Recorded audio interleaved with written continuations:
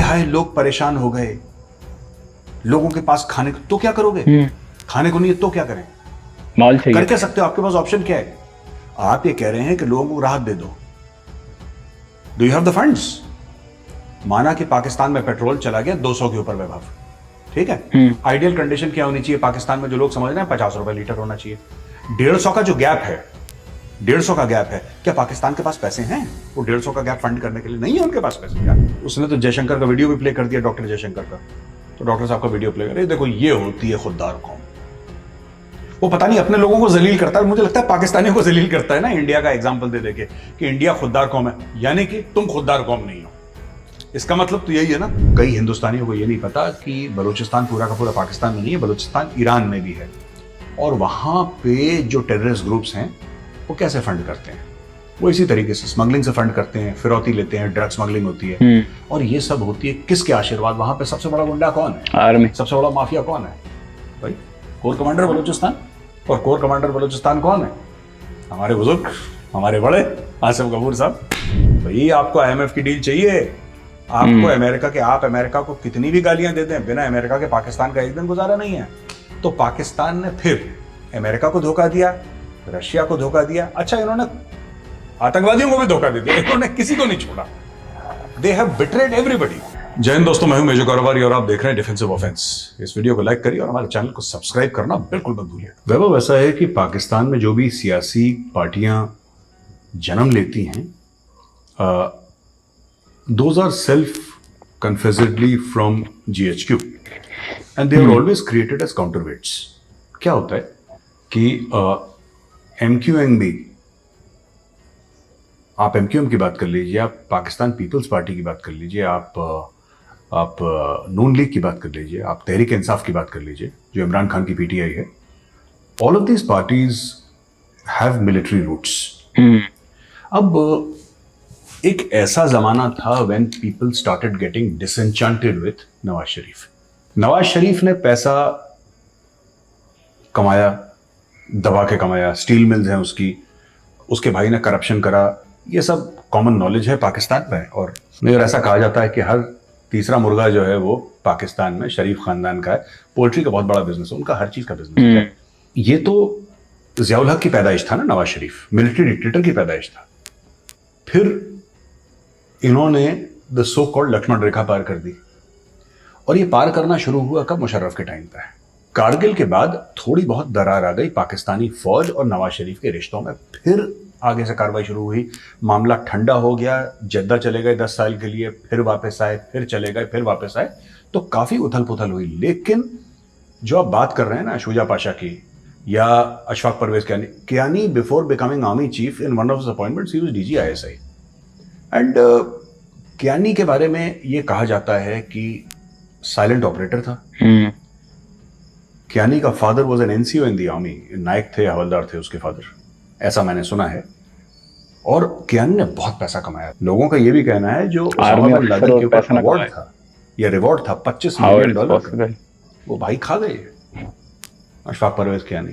तभी तो आइलैंड वाइलैंड खरीद के बैठे ऑस्ट्रेलिया में, तो दैट कॉस्ट मनी ना, तो ये अमेरिकन डॉलर आए इनके पास। खैर बहरहाल, तो ये बेसिक।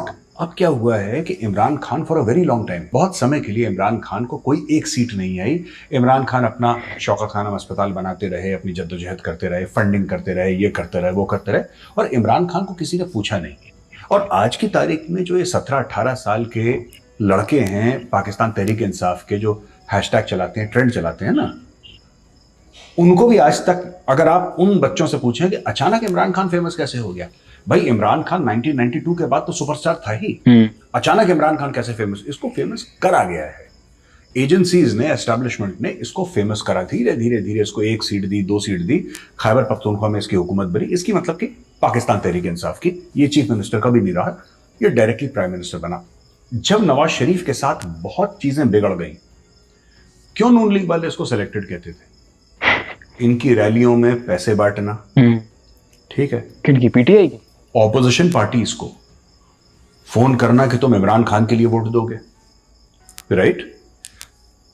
जो नहीं मानते उनको धमकाना, उनको उठाना, उनको प्रेशराइज करना। ISI ने हर एक ऐसा काम करा कि इमरान खान को गद्दी पे बैठाएं, क्योंकि उस जमाने में, उस टाइम पे जो थ्रेट था वो नवाज शरीफ था। बिल्कुल, इनको लगा कि नवाज सवाल शरीफ को पूछने लग गया था ओपनली जैसे नवाज शरीफ। यार बात वही है ना, किसी को न्यूट्रलाइज करने के लिए किसी को खड़ा करा, फिर वो हाथ से निकल गया। तो ये जो फ्रैंकेनस्टाइन मॉन्स्टर है जो इन्होंने, ये बिल्कुल जिसको कहते हैं कि ये जो एक दानव, अगर हम हिंदी में समझाएं तो भस्मासुर जो पैदा करा है इन लोगों ने, वो इमरान खान भस्मासुर। अब वही अपने मालिकों के ऊपर हाथ रख के उनको भस्म करने की कोशिश कर रहा है। ये इमरान खान की कहानी है। और इसमें मैं आपको बताता हूं कि मुझे ऐसा लगता है वैभव, ये मेरी पर्सनल रीडिंग है कि I think the Pakistani army is losing patience with Imran Khan now. बहुत ज्यादा उसने कर दिया है। ये इमरान खान बड़े उछल रहे थे साहब की, ऐसा होता है ना आजकल केस भी तो कोई चलाया उन्होंने, पता नहीं पुलिस वाला क्या, आप अपने आप को फरिश्ता ही समझ इमरान खान के खिलाफ कि यही है फरिश्ता जिब्रील, ऊपर से आए हैं उड़ के। तो इमरान खान नियाजी को क्या हुआ कि इमरान खान नियाजी ने, सुनने में ऐसा आया है कि जनरल बाजवा का नंबर ब्लॉक कर दिया। फॉर एग्जांपल नंबर ब्लॉक कर दिया जनरल बाजवा का। अब जनरल बाजवा ने उसका नंबर ब्लॉक कर दिया। हुआ ये कि जब दोनों ने एक दूसरे का नंबर, अब एक दिन इमरान खान का गला सूखना शुरू हो गया। अब पाकिस्तान में बाप कौन है? पाकिस्तान में बाप तो बाजवा है। अब इन्होंने भेज रहा चौधरी फवाद को, डब्बू जी जाओ और बोलना आर्मी चीफ को कि यार खान साहब आपसे बात करना चाहते हैं। अब सोचिए, डब्बू डायपर पहन के गया होगा GHQ, तुम यार शेर की गुफा में जा रहे तुम से अंदर लौटोगे कि नहीं? पर ठीक है, बेचारा गया वो बाल अपने बना के जनरल बाजवा के सामने और बोला कि अस्सलाम वालेकुम जनरल साहब, खान साहब आपसे गुफ्तगू करना चाहते हैं। तो जनरल बाजवा कहता है कि क्यों, खान को मीर जाफर से मिलना है? देखिए साहब, नहीं ये बात सच है क्या? खान अगर देखो, इमरान खान जातियात पे उतरा, वो आदमी जो है ना, एग्री करता मैं कई बार ये बोल चुका हूं ना मीडिया में कि, और पाकिस्तानी मीडिया में बहुत कोट भी हुआ है कि इमरान खान भारत के लिए वो काम कर रहा है जो भारत पाकिस्तान के लिए करना खुद नहीं कर सकता। डिफेंसिव ऑफेंस में भी मैंने पहली बार यही बात बोली थी। यार बात ये है वैभव कि अगर ये हमारा काम भी कर रहा है, ये आदमी रिलायबल नहीं है एक्चुअली। ये आदमी ना, ये सांप है इमरान खान। अगर इसको दूध भी पिला दोगे, to quote Guddu Pandit from Mirzapur, कि सांप को कितना भी दूध पिलाओ सांप काटेगा। गुड्डू भैया ने यही बोला था ना मिर्जापुर में। तो बात यही है यार, उसको जितना भी दूध पिलाओ। देखो Bajwa made him army chief. Faiz Hamid हो XYZ हो, बाप तो बाजवा था। ओवरऑल बाजवा की ब्लेसिंग्स के बिना he could not have become. इसने उसको पलट के काटा है, ठीक है।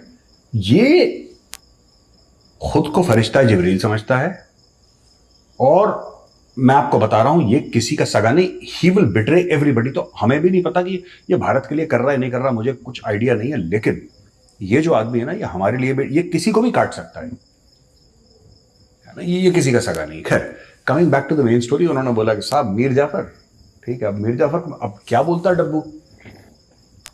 डब्बू चुपचाप अबाउट टर्न करके, लेफ्ट राइट करके वापस खान को उसने बता दिया कि खान साहब वो तो ऐसा ऐसा बोल रहे हैं कि आप तो मीर जाफर हैं। अब खान का ये हो गया है कि शुरू में जब ये PDM की सरकार आई थी, या आप लगा लीजिए कि शहबाज शरीफ जब वजीर आजम बने थे पाकिस्तान के, तो एक मोमेंटम था मुल्क में, एक मोमेंटम था, वो हैशटैग चल रहे थे। लेकिन ये जो चीज़ है ना, इमरान खान के मोमेंटम के बारे में एक मैं बात बताता हूँ। ये बड़ा एग्रेसिव मोमेंटम था। जैसे कैट फैमिली होती है ना, शेर होता है, बब्बर शेर होता है, चीता होता है, पैंथर होता है। ये बहुत तेज भागते हैं, पर ये लंबी रेस नहीं दौड़ पाते। ये 500 मीटर भागते, फिर इनकी जबान स्प्रिंट होती है बस। आप कभी भी देखिएगा डिस्कवरी चैनल में, ये लंबा नहीं भाग पाते, ये बहुत तेज भागते हैं, short burst of speed, right. Imran Khan की शॉर्ट बर्स्ट ऑफ स्पीड अब खत्म हो रही है। अब he slowing down, I should say, और I would say he is प्लेटूइंग।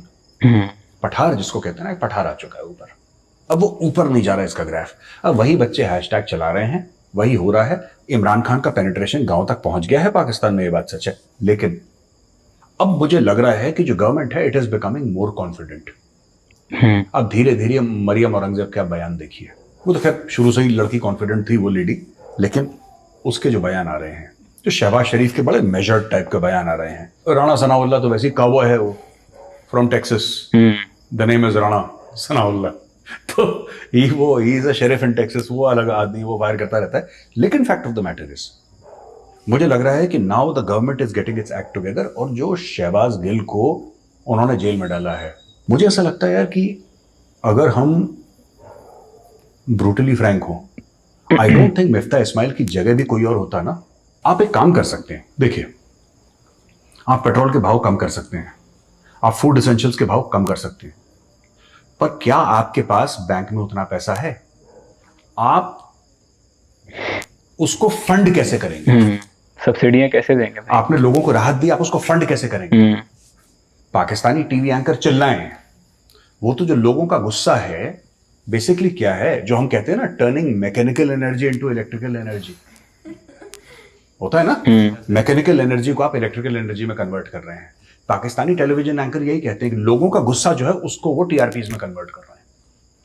टांग दो मिफ्ता इस्माइल को, टांग नहीं दो, जो अगला आएगा अगर उसमें अकल होगी तो वही काम करेगा जो मिफ्ता इस्माइल कर रहा है, क्योंकि पाकिस्तान के पास कोई चॉइस नहीं है, राइट?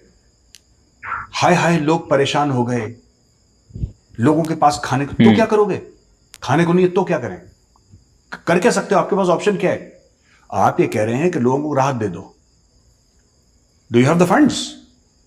माना कि पाकिस्तान में पेट्रोल चला गया 200 के ऊपर वैल्यू, ठीक है, आइडियल कंडीशन क्या होनी चाहिए पाकिस्तान में, जो लोग समझ रहे हैं 50 रुपए लीटर होना चाहिए। 150 का जो गैप है, 150 का गैप है, क्या पाकिस्तान के पास पैसे हैं वो 150 का गैप फंड करने के लिए? नहीं है उनके पास पैसे यार। हाँ, इमरान खान अगर आएगा, चाइना से भीख मांगेगा, लोगों को रिलीफ देगा, पॉपुलर बन जाएगा, लेकिन देश पाकिस्तान और गड्ढे में। अगर जो मिफ्ता इस्माइल कर रहा है, अगर ये अपना पूरा प्रोग्राम कर लेता है एज पर आईएमएफ, तो आज नहीं तो कल नहीं तो 2-3 साल के बाद सफर बहुत कठिन है, ठीक है, कांटों से भरा हुआ है, पाकिस्तान की चीखें निकल जाएंगी, लेकिन पाकिस्तान उस गड्ढे से निकल जाएगा वंस एंड फॉर ऑल, अगर ईमानदारी से आईएमएफ का उसने प्रोग्राम लागू कर लिया। ये शॉर्टकट लेने हैं ना कि ये कर लो, ये कर लो, यहां से ये दे दो, ये कर दो, तो ये फंडिंग आपकी हो ही नहीं सकती यार, आपका पैसे है ही नहीं। ये देखो, एक मैं एग्जांपल देता हूं, इमरान खान नियाजी का ये कहना है कि रूस का तेल बड़ा एक उसने तो जयशंकर का वीडियो भी प्ले कर दिया, डॉक्टर जयशंकर का, तो डॉक्टर साहब का वीडियो प्ले कर, देखो ये होती है खुददार कौम। वो पता नहीं अपने लोगों को जलील करता है, मुझे लगता है पाकिस्तानियों को जलील करता है ना, इंडिया का एग्जाम्पल दे देके कि इंडिया खुददार कौम है, यानी कि तुम खुददार कौम नहीं हो, इसका मतलब तो यही है ना, तुम खुददार कौम नहीं। अच्छा, एक बात मैं पूछना चाहता हूं, जो भी पीटीआई के यहाँ पे जो देख रहे होंगे लोग, मैं उनसे पूछना चाहता हूं यार, एक बात बताओ, इमरान खान कहता है कि रशिया से मैं तेल खरीदने लगा था, तुम 4 साल तकरीबन रहे प्रधानमंत्री पाकिस्तान के, तुम्हें 4 साल में तुम तेल नहीं खरीद पाए? इसमें 2 सवाल है, या तो आप ब्लंटली ये बोलिए कि साहब लड़ाई हुई, मौका दिखा सस्ते तेल का, तब हमने इनिशिएट करा, राइट? मैं ये कह रहा हूं कि $100 अगर बैरल का भाव है, उदाहरण के लिए एग्जांपल दे रहा हूं, रशिया मरता क्या ना करता आपको $50 पर बैरल भी देती है, क्या पाकिस्तान के पास वो $50 हैं देने के लिए? भाई सारा का सारा इनका तेल तो रोलर और क्रेडिट का है। आज तेल जो एक पाकिस्तानी की गाड़ी में डल रहा है, उसका पैसा 3 साल के बाद देना है। कैसे देना है किसी को नहीं पता, लेकिन 3 साल के बाद देना है, तो 3 साल तक सांस ले लो, 1 साल तक सांस ले लो, 6 महीने के लिए। ऐसे तो पाकिस्तान की इकोनॉमी चल रही है। ये कह रहे हैं हम रूस से तेल ले लेते, हमें सस्ते में। बात सस्ते की नहीं है बॉस, बात यह है कि तुम हाँ फ्री में रूस देते तब तुम ले सकते हो। अगर रूस ये कहता है कि हम तुम्हें 70% डिस्काउंट पे दे रहे हैं, $100 का बैरल है, हम तुम्हें 30 का दे रहे हैं, ये 30 खरीदने के इनके पास पैसे नहीं है यार। कैसी बातें कर रहे हैं लोग। तो ये जो इमरान खान चूरन खिलाता रहता है सबको, अच्छा ये भी तो इमरान खान कर सकता था वैभव, कि इमरान खान कुछ और खरीद लेता, रूस से हथियार खरीद लेता, कुछ तो खरीद लेता। ये वल्चर वाली मेंटेलिटी है, गिद्ध। देखिए फायदा सब उठाते हैं, राइट? देखिए 2 चीजें होती हैं, एक होता है कसाई, एक होता है जल्लाद, और दोनों में फर्क होता है वैभव। इमरान खान क्या कर रहा है? जल्लादों वाला काम कर रहा है। वो ये कह रहा है कि मैंने रूस को देख लिया, रूस फंसा है, अब मैं जाके एडवांटेज ले लूं। हाँ। इंडिया क्यों एडवांटेज ले पा रहा है रूस से? हमारा तो रुपये में ट्रेड हो रहा है उनसे, हम डॉलर थोड़ा दे रहे हैं रूस को। लेकिन रूस हमारी हेल्प इसलिए भी कर रहा है क्योंकि India and Russia have stood with each other for the past 70-75 years। इन्होंने तो धोखा दिया था रूस को। ये जो आज रूस की दोस्ती के गाने गा रहे हैं कि हम रूस के बड़े करीब हैं, सारे पाकिस्तानी बोलते हैं कि रशिया हमारा दोस्त है। पता नहीं क्यों कहते हैं, इन्होंने क्या तीर मार दिया रशिया के लिए। इन्होंने 1 रुपए की टॉफी नहीं ली रशिया से आज तक। 1 रुपए की चॉकलेट खरीदने की औकात नहीं रशिया से। रशिया इनका दोस्त है, पता नहीं क्यों, क्योंकि इनको लगता है कि क्योंकि चाइना का दोस्त है, ठीक है, तो हमारा अब्बू का दोस्त हमारा, दैट इज देयर लॉजिक, ठीक है।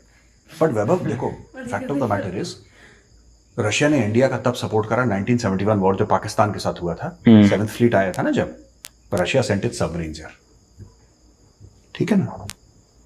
रशिया ने इंडिया का तब सपोर्ट करा था जब इंडिया के पास पैसे नहीं थे रशिया से हथियार खरीदने के लिए, तो इंडिया गेहूं देता था।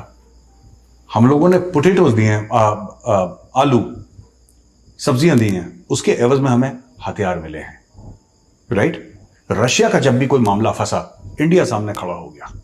तो आज जब इंडिया कहता है हमें सस्ते में तेल, तो रशिया कहता है ले भाई ले ले, कोई दिक्कत नहीं है।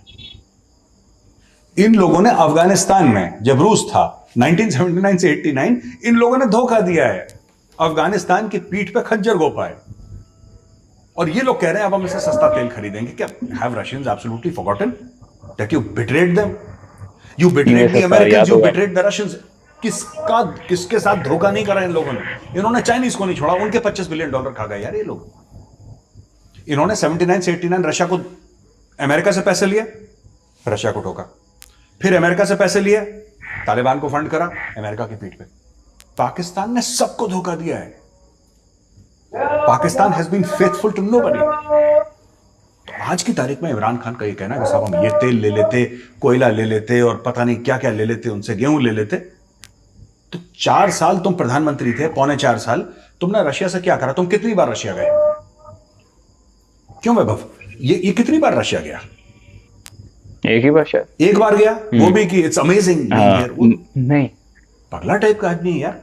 कोई on the eve of a war कोई ऐसे बात करता है कि it's amazing to be here at this time. I am very excited. Airport पे शुरू हो गया गाना गाना इमरान खान। उसके पहले रशिया क्यों नहीं गया?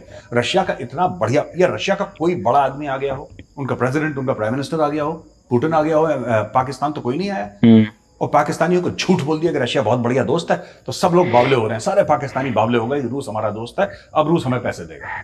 दोस्ती मतलब पैसे देगा, दोस्ती मतलब ये नहीं कि हम रूस के लिए खड़े हो जाएं, ना ना ना ना ना, रूस हमें पैसे देगा इसलिए हमारा दोस्त। इमरान खान जो है ना, बड़ा डेंजरस गेम खेल रहा है खैबर पख्तूनख्वा में वैभव। महमूद खान है, खान साहब वैसे भी he is not the brightest bulb in the box, and he is not a mass leader also. Mehboob, he is basically क्या है कि he owes his position to Imran Khan.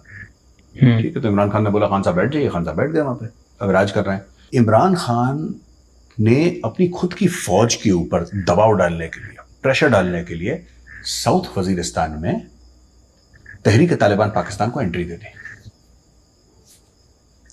Late that sink in for a while. किले के दरवाजे हम कहते हैं ना अंदर से खुलते हैं हर समय, पाकिस्तान में भी किले के दरवाजे अंदर से खुले। इमरान खान साहब ने क्या करा है कि साउथ वजीरिस्तान, जो कि हार्डकोर कबायली इलाका है, वहां पे तहरीक तालिबान पाकिस्तान को एंट्री दे दी। वाली चीज़ें हैं अगर देखा जाए तो भाई, अगर इस चीज़ से हम जितना बचें उतना फ़ायदा है, क्योंकि देखा जाए तो जिसको जो काम सौंपा गया वो अपना करे। पर मीडिया में चल रहा है ब्लैकआउट। बात यहाँ पे है कि फ्रीडम ऑफ स्पीच बिल्कुल खतरे में है। बात यह है कोई भी बंदा अपनी राय यहाँ पर नहीं दे सकता। सीनियर जर्नलिस्ट जो कि इस्टेब्लिशमेंट को सही फेंटा चाह रहे हैं, जो सही अंडा